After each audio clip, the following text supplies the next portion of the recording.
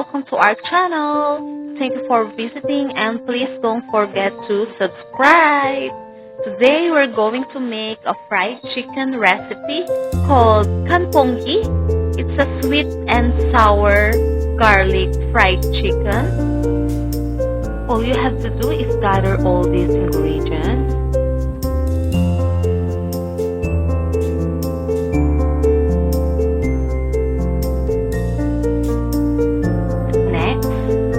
Small bowl, add the starch powder and a half cup of water and mix.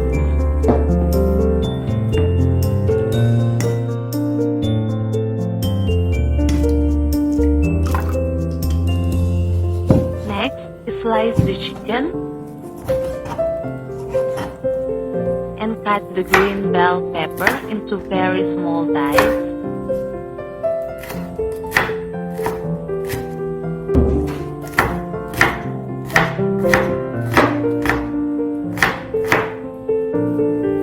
And chop the onion and slice the spring onion into small pieces and cut the carrots into very small dice and chop the garlic and slice the chili. Next, drain the water into soaked starch powder. Add a 3 tablespoons of cooking oil and mix.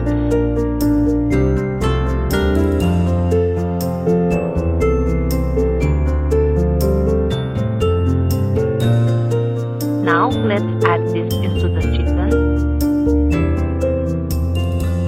Mix them well.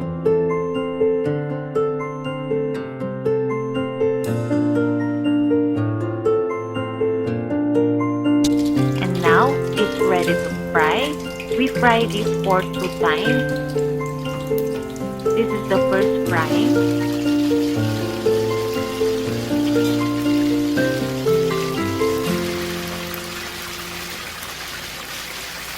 Make sure they don't stick together.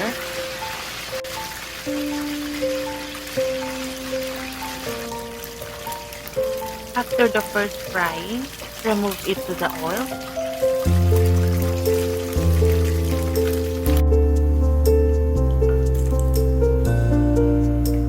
Now, fry again. This is for more better results.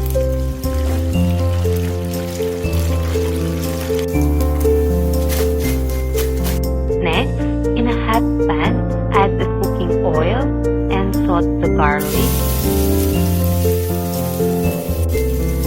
And add the red chili.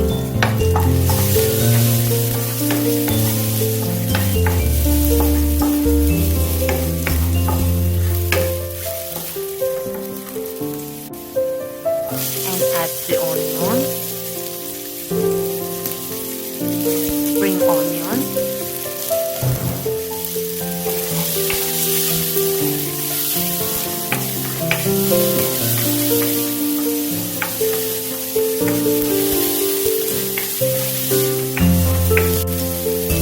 now let's add the 2 tablespoons of soy sauce and a 2 tablespoons of sugar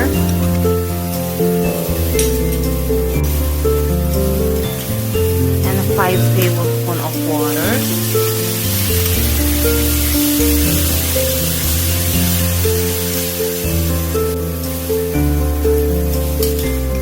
and vinegar. Simmer this and stir.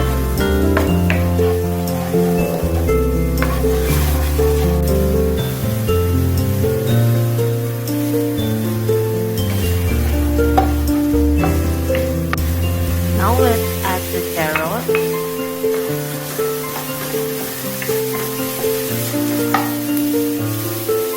and the bell pepper and mix.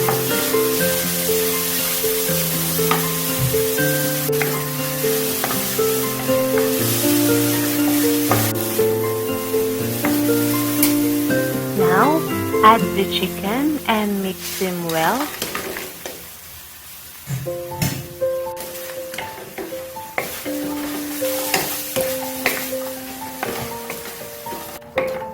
We're almost done now and ready to serve.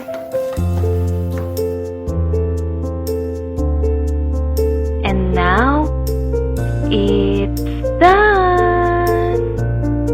Let's eat. Thank you for watching, and please don't forget to like, share, and subscribe. Just click the button below. Thank you.